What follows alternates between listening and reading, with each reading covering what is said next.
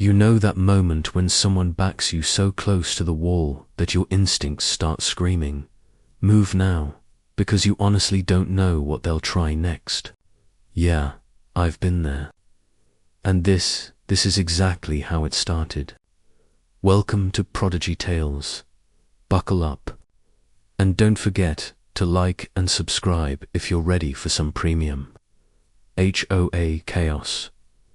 It began the day Karen V, self-crowned queen of the HOA, slid a letter into my mailbox. Her smug little signature sat proudly at the bottom, like a victory stamp. According to the notice, starting the following week, the HOA board would now have authority to inspect the contents of residents' mailboxes, all in the name of keeping harmful or disruptive materials out of the neighborhood. I stared at the page, waiting for the punchline, but there wasn't one. This wasn't a joke. This was Karen, fully unleashed. She had officially decided she was the neighborhood male police. I read the letter again. Then a third time. Nope, still real. My stomach twisted. This wasn't just annoying, it was a full-blown invasion of privacy. Since when did an HOA get to play games with federal mail? Who exactly gave her the right to snoop through something that wasn't hers? My mind raced visions of tearing the letter up in front of her, calling a lawyer, filing complaints everywhere I could think of. I was furious. But instead of exploding, I took a breath. I chose the calm route. At least for now, I decided to confront her directly, face to face. I wanted to hear how she planned to justify this circus of a rule. Because this wasn't about safety, and it definitely wasn't about the community. It was about control. So the next morning, I walked straight across the street to her house. And honestly, it was exactly what you'd expect. A flawless lawn, hedges trimmed within an inch of their lives, and a lineup of garden gnomes standing like tiny soldiers guarding the perimeter. She opened the door wearing that sugary fake smile, the kind that makes your blood pressure spike instantly. I held up the letter, asked her who approved this ridiculous rule, and waited for anything that sounded reasonable. Spoiler alert, that never came. But before we dive deeper into what happened next, tell me in the comments are you watching this story from? The look on Karen's face when I questioned her could have curdled milk on the spot. She folded her arms tight, lifted her chin like some royal ruler addressing a peasant, and said, "The law has been passed. It's for everyone's safety. If you know what's good for you, you'll comply." Just like that. Dismissive, cold, as if my rights and everyone else's. Absolutely nothing. My jaw tightened, so hard I could hear my teeth grinding. I pushed back, asking her which HOA board members had actually approved this ridiculous rule. She gave me a slow, smug smile and said, "That's confidential. HOA business." The arrogance rolling off her was almost physical. She didn't want cooperation. She wanted obedience. Total control. And she fully expected the neighborhood to roll over and accept it. I wasn't ready to let that happen. But I knew I couldn't fight this alone. So I started knocking on doors, talking to neighbors, explaining what Karen planned to do. There was no way people were okay with her digging through their private mail. And I was right, they weren't. Most of them were angry, furious even. But anger wasn't the problem. Fear was. "It's easier if you just let her be," one neighbor whispered, nervously glancing toward Karen's house like she had hidden cameras in the shrubs. Another shook his head and said, "She targets anyone who speaks up. It's not worth it." Hearing that made my stomach turn. We were grown adults, homeowners, and yet we were being intimidated by a middle-aged tyrant with too much time and power. When the so-called rule officially went into effect, I kept my eyes open. And sure enough, it didn't take long. I spotted Karen doing her rounds, strolling through the neighborhood like a self-appointed detective. She'd pause near the mailboxes, pretend to inspect something, then lean just a little too long over certain boxes. Then I saw it. Mine, watching her hover near my property, sent pure rage through my veins. My mail was mine, not hers, not the HOAS. Right then, I knew this circus had to end. If my neighbors were too scared to act, then I would, and not in some boring legal way either. Karen needed to be stopped in a way she'd never forget. That night, I sat at my kitchen table, scribbling ideas like a general planning a siege. Locking the mailbox wouldn't work, she'd find me. Cameras. She'd spin it as a neighborhood watch. No. This needed creativity. This needed sting. I leaned back, a slow smile spreading across my face. Maybe it was time Karen learnt to fear my mailbox. Once the ideas settled into my mind, it refused to let go. Karen didn't just need a warning. She needed to despise my mailbox so deeply that she'd never even look at it again. That's when a memory clicked. My old friend Marcus. The guy was obsessed with beekeeping.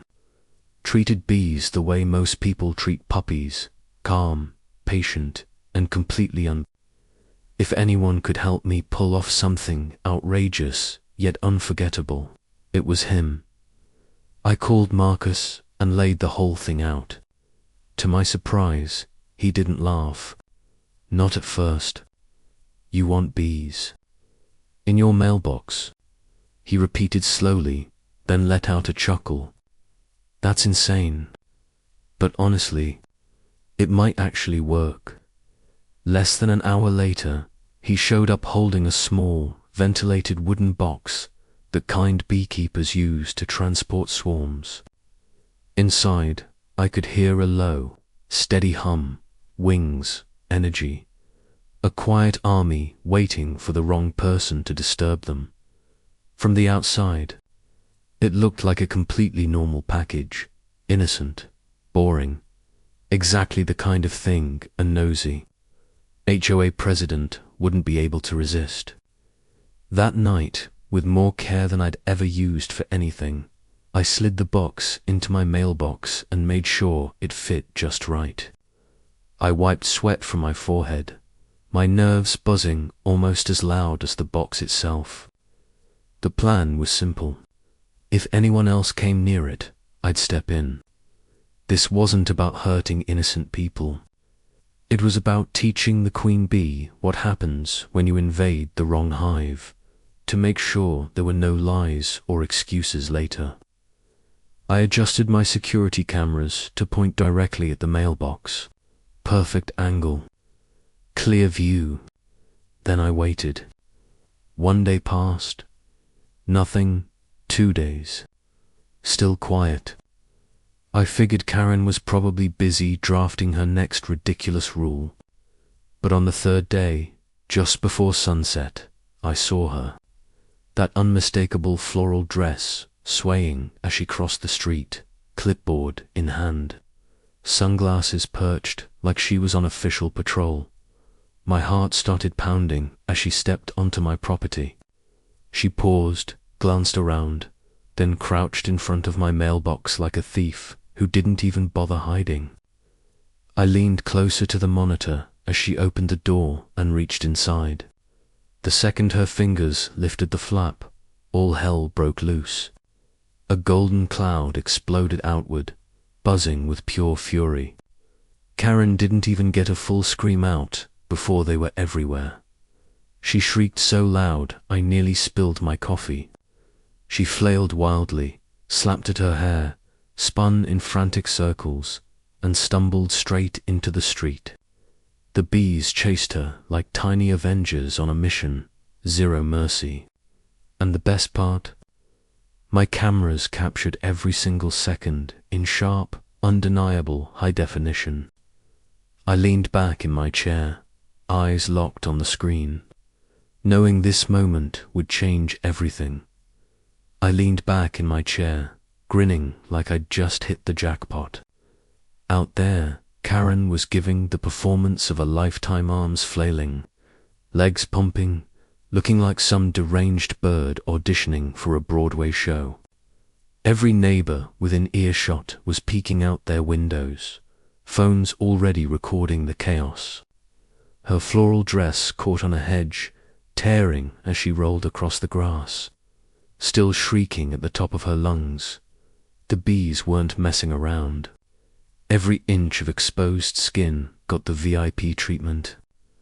It was as if Karma had hired a personal strike team just for her. Finally, she collapsed on a neighbor's lawn, panting, swollen, swatting at her skin like a wild animal. By then, most of the swarm had dispersed, buzzing off into freedom. Neighbors rushed over, asking what had happened, but all she could manage were incoherent words, a jumble of bees. Mailbox, sabotage.